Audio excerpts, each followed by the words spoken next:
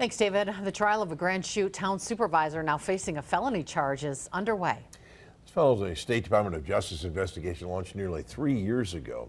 According to court documents, Ron Wolf is accused of having a private interest in a public contract as the owner of a landscaping business.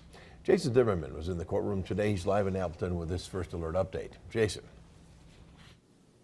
Bill, much of this trial will likely focus on whether Supervisor Ron Wolf knew it was a conflict of interest to bid on projects for his business that would go before the town board for a vote, even if he did abstain on that vote. In this particular incident, Wolf's business, Lakeshore Cleaners, was paid more than $26,000 for the seeding of Champion Pond.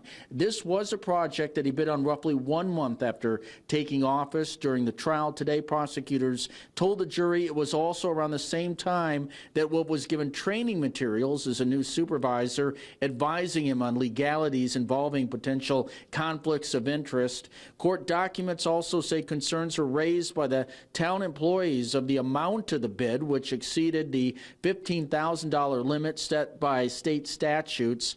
The defense says Wolf needed the defense says that the work needed at the Champion Road was specialized, and that Wolf's business was one of the few in the area that could actually do it. Not a single person raised a question or voiced a concern about Mr. Wolf's company performing this work. The motion was made to approve the contract, and it was unanimously passed. He chose to negotiate and enter into a contract in his private capacity while he's holding the town position that approves that.